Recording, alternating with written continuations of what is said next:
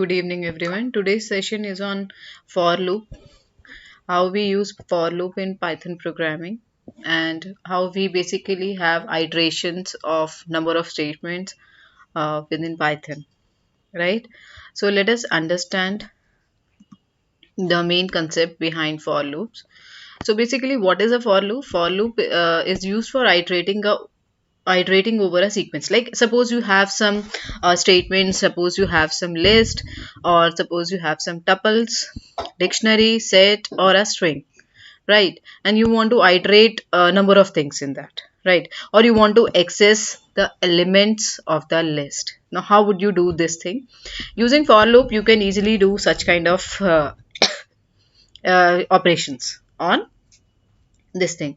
This is less like the for keyword. Yes, so for is not a user defined keyword. It's a library. It's a, you may say it's a system defined or the inbuilt keyword, that is we are calling that. You cannot have the for with capital letters because it's a case sensitive language, right? So for, again I am repeating, for is a keyword in other programming languages and works more like a iterator method as in the object oriented. So it is the same like we have in programming languages that would be working, but the syntax would be different. In C++ we write something else, in Python we write something else. The code, the syntax would be different.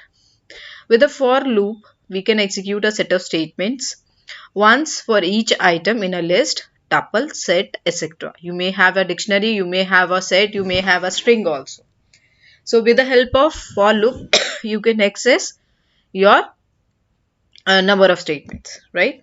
Now let us take an example. You want to print each fruit in a fruit list. So you have a list of items which is containing the names of the fruits.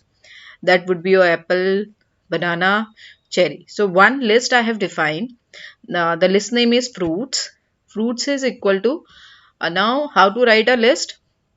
With square bracket. Open the square bracket. Within the double quotes you are writing some string, that means. So you are writing the first string, that is apple. Then comma for next element, right, in the list. So that would be your banana. And then next element, that would be your cherry. So first you define the list, and within list you have defined the different items in the list, right? After that you use the for loop. Now how to use that? For which variable? You have used x variable, x in fruits, whatever x in fruits, whatever the value we have in x, right? And then you put colon. Now colon is what? Colon is to end that this is the complete condition. Your syntax is complete, and now you want to start your iteration steps. And before that you must be finding the most important part, that is indentation. This basically tells that print statement is coming under the for loop, right? So indentation is used for maintaining the scope of the statement, whether it is coming out of the for loop, whether it is coming within the for loop. So if there is no indentation, it would be treated as a simple statement.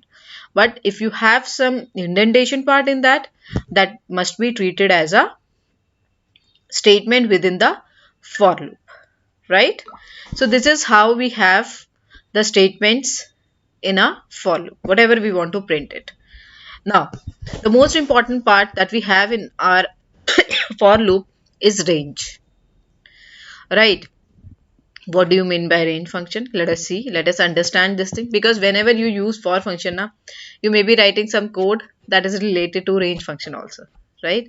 You may, like with the list you can't, you may be not using, but for simple looping part, simple iterations, specified number of times you want to execute a code, we may be using the range function, right? The range function returns a sequence of numbers starting from 0 by default and increments by 1. So by default it is starting with 0 if you are not mentioning. So here I have not mentioned anything within this condition part. Only 6. 6 is specified what is the end of that particular part, right? So here, what is the starting point by default? That is 0. And it is the, what is the unit of increments it would be taking? That is 1. But it increments by 1 by default, and ends at a specified number, like whatever condition you have given. Like I have given x in range 6, so it would be running from 0 to 5, right? 6 times. So this is how. And again, you may observe this thing also. You have maintained the indentation part to print this statement, right? Then we have a single program for better understanding of for loops, right?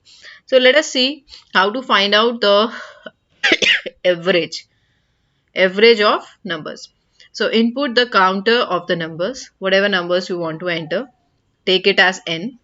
Then where you are taking the summation of all the values, all the items, you would be taking as a sum variable. And then this is a type of pseudo code we have, like nothing, no language, just logic. It could be implemented through any language, so it would be treated as a pseudo code, right? So here we have the first statement that you need to have your how many numbers you want to enter. You take that number, initialize some variable which is holding the summation of all the numbers. Then how many, like start your looping part, right? Loop how many times? Whatever your numbers you have given as an input, n number of times, right? And then input a number, that is x. Now you enter the values. First you start the loop. Loop means you are specifying how many times, how many numbers you want. And then you specify the value, input a number, and then add those numbers to the sum variable. So here you are storing somewhere in the sum variable, and then you calculate the average. Average means you are dividing just by calculating the summation of numbers and then divided it by total number of items. So this is how we write a pseudocode for that. Let us have a steps how we write in Python and what will be the flow chart for this, right?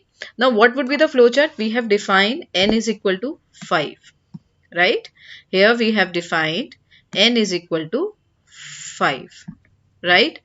And here you may observe that thing, you may be using any loop for repeating the steps. So repetitive steps can be done with the help of looping concept. You may have the for loop, you may have the while loop in your Python, right? So while loop is basically simple difference is first write down the condition. Now initialize the variable. First of all, initialize the variable, write down the condition. If it is greater than 0, then increment or decrement the number. So there are 3 parts in any loop, right? Starting point, condition, and units of increment, like whether your loop is incrementing or whether your loop is decrementing. Loop or repetitive have iteration variables that change each time through a loop. You cannot have all the same values because looping is meant for one time iteration, second time iteration. It works like this. Often these iteration variables go through a sequence of numbers. Now how it works, let us see. So you have started with 5 and till when we have 0. So 0 is not included basically because it is, we have n is greater than 0. When the condition is, whenever we have the condition n greater than 0, we can execute this loop. And how many number of times it is given? That is 5. So I told you why we are using this. We are using this. First we initialize any variable. Where is the starting point? What is the condition? The condition is this, n is greater than 0. If it is true, yes, 5 is greater than 0, yes, then yes part would be like this, your like we have done in the if else statement also. These number of statements would be executing. Now you are printing the value of n. So first time you have printed, then decrement the value of n, right? Until it reaches to 0. Right? When you have 0 is greater than 0, it won't be executing. It won't be entering into this loop part. Right? Then again, now this comes, this is the 5. Then this comes 4 now. Again, 4 is greater than 0. Yes. Again, this loop will be printed. Again, 3, 2 and 1. 1 is greater than 0. Yes. So 1 would be printed. Then you have 0. Then it come out of the loop and it says no, now the condition is false, and then it is going to like type the print the statement, that is any statement you may give, like I have blast off. Blast off means you are coming out of, or some people write end, and then you print the value of n. Now at the end part, like now what is the value of n after completing all the iteration? It would be 0. So yes, it is written as 0. It has started with 5, right? Then 4, then 3, then 2, and then 1. Then once the condition is false, then it jumps to the next statement, that is print. Right? So when your condition is false, it would be going to the next statement. And what is the block of this loop? That is maintained using indentation. Again, I am repeating. This is indentation. Now for coming out of this statement, we have the next statement, that is like here, right? Print blast off or print n, right? Okay. So this is how we repeat the steps. Now let us have a indefinite loop, right? And let us check out what is wrong in this part. Okay. So you have, in this part, you have n is equal to 5. Again, n 5 is greater than 0. Yes. You are moving into this part, right? And then you are printing leather and rinsing part, right? You don't have any increment or decrement part. Is it having? This loop is having like this. We have incremented or decremented the value of n. Yes, that's why this loop is executed. So we have 3 parts in any loop, right? Here we have initialization. We have this part, n is greater than 0. Where is increment or decrement? So if it is, it won't be entering into this. Why? Because we don't have the increment or decrement part, right? So this is how we have, this comes into an indefinite loop. It is going to be have like, you have to put some exit function, or you have to put some break function to come out of this loop, because you can't be like having such kind of thing when you don't have to end the infinite loop. Now tell me what this loop is doing. You have 0. 0 is greater than 0. Yes, 0 is greater than 0. It won't be entering. The condition is true or false. 0 is greater than 0. No. So this is how you, based on your conditions, you check out the looping part, whether this particular value is checked with like 0 is greater than 0. The condition is true, no, then directly it is coming out of that loop. So this is how it works. Now when we have infinite loop, or you have some problem in looping part, or if the conditions are this, we want to come out of that loop, rather than like exiting from the keyboard or putting the keywords like control, break or something like that on the keyboard. Why to use those when we have a concept of coming out of a loop? That is called break statement. Basically, the break statement ends the current loop and jumps to the statement immediately following the loop. So here I have written break, right? Break means once this statement comes, it is going to have, it is going to come out of the loop. It is not going to like have the next statement. When you want to come out of the loop, it would be we will be using break statement. The break statement ends the current loop and jumps to the statement immediately following the loop. So here is the while loop, and we have this scope. The scope would be this, because indentation would be like this, and your next statement would be this one, right? So when we have break command, we are not going to jump to the next statement, that is print line. Why? Because we have used break statement. So break means coming out of the loop part. It is like a loop test that can happen anywhere in the body of the loop. So whenever you want to test the condition, whenever you want to test the looping part, you may be using the break statements. Let us see while true. While true means whenever the value is true, then what is going to happen? Line is equal to input. Now when you take an input and you will be like your value is true, you will be taking as input, and if your value is equal to the similar word, that's what I have taken, that is the string. If your input value is whatever you have in this line variable, and if this value is equal to done, the value is done, right, then you break out of this, right? Otherwise it is going to print and it is going to execute the next statement in the loop. So suppose somebody has entered hello there, or somebody has entered finished, so it is not coming under this scope.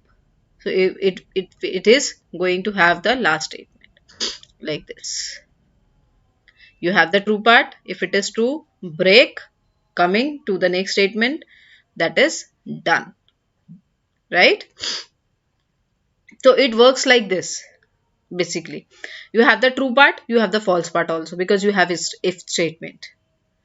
Now within the if statement, if the block is having the break part, so how to come out of the loop? If the condition is false, you may directly jump to the next statement. No need to execute this line, right? Break word, break is meant for coming out of the loop, right? No need to have such kind of thing, right? No need to have the next line won't be executed. So this is how, like when you have a while scope and you are putting the break statement, it is directly coming out from this loop if the condition is false. Now let us see finishing an iteration with continue. Now sometimes we may face a difficulty. We have to continue with the iterations.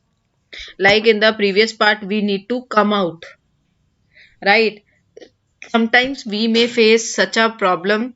We want to continue that loop rather than coming out. So for coming out, we will be using break keyword. And for executing, for finishing an iteration, we can use continue statement. So the continue statement ends the current iteration and jumps to the top of the loop and starts the next iteration right? Suppose I am having while true, right? So again you have some conditions. This is the condition and this is the scope of the while loop. This is what? This is the scope of the while loop, right? Again you have taken one input, that is hello there. Yes, hello is going to be like is equal to this thing, hello there. So if the first syntax, now this 0 means the first index of the string. if the first index of the string is hash, then you continue. Otherwise, you are going to print done, right? If the first symbol, the first index is hash, then you need to use the statement that is continue. Otherwise, what you have taken, if another syntax you have taken, if the line value, whatever is taken as an input, is equal to done, then you have used break statement. So here we have used both the things, continue statement also and break statement also, right? Now, before coming to the next part, again I am repeating, break coming out from the loop, continue, even the condition is not true. What is the main function is statement to continue the iteration, right?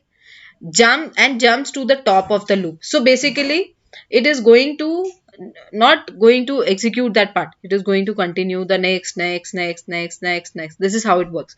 Otherwise, when we have to exit from that loop, how you are going to break from this loop?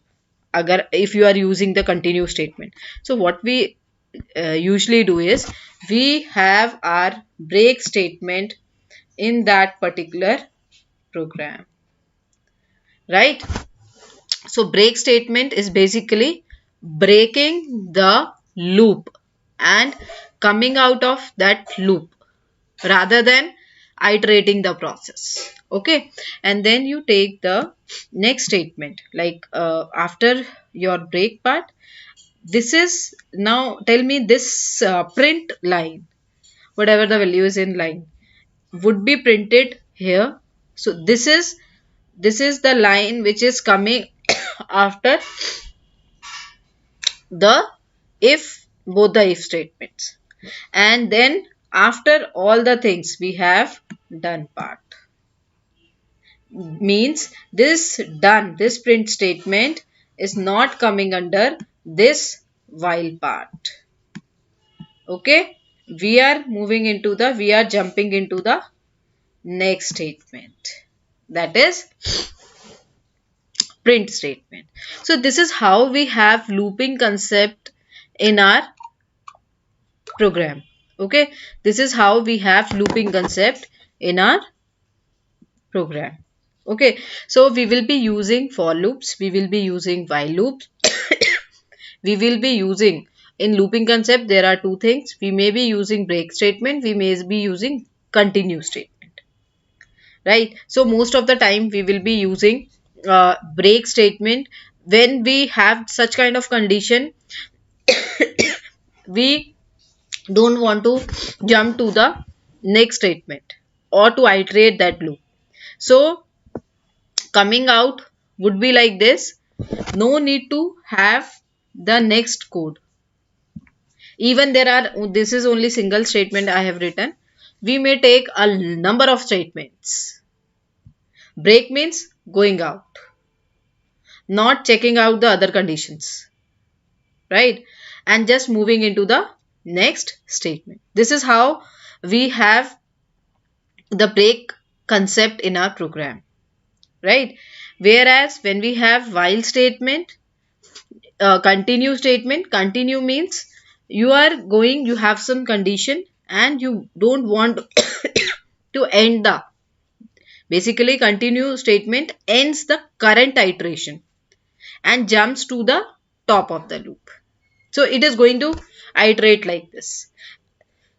It ends the current iteration and jumps to the first condition, the top of the loop, not within the this if any condition. It is basically coming out of this iteration and directly going into the this part, the starting iteration, the top of the loop, right? So these are the two keywords that we have in our programming, right? What are those two? That are break and continue. Break is to come out from the loop, and continue is to continue the loop part, right? So this is, I hope you have understood how we have the different loops, what is the basic concept behind the loops, what are the different steps we have, what are the different syntax, right? So I told you there are three parts in a loop. The first is you need to have the condition part, how many types the loops is going to execute, what is the condition where it is going to stop, and what is the increment or decrement. By default it is taking 1. Like in this part, have you seen this part? We have taken it as 1. So it is written like when we are using range function, it is going to use the 1. By default it increments by 1.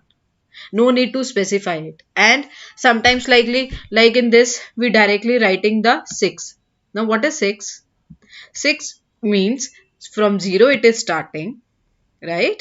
And till what part it is going to end? Till 6, when it reaches to 6, and the number of units. So the number of units would be 1, right? So there are three things in any loop: initialization or the starting point, the second is the ending point or the condition you may say, and how many increments, what is the unit of the increment you want in your loop, right? So by default it is 1, and by default it starts with 0. If you are not specifying, like I have not specified anything in this, so it would be taking, it would be starting with 0, and then condition would be 6, and how many units? That is 1. This is how it is going to execute, right? So these are the number of things that we have in our looping concept.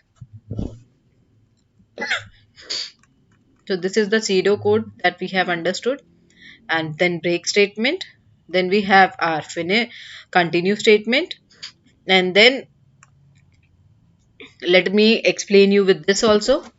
Whenever we have the continue part, it is directly coming to the top of this part.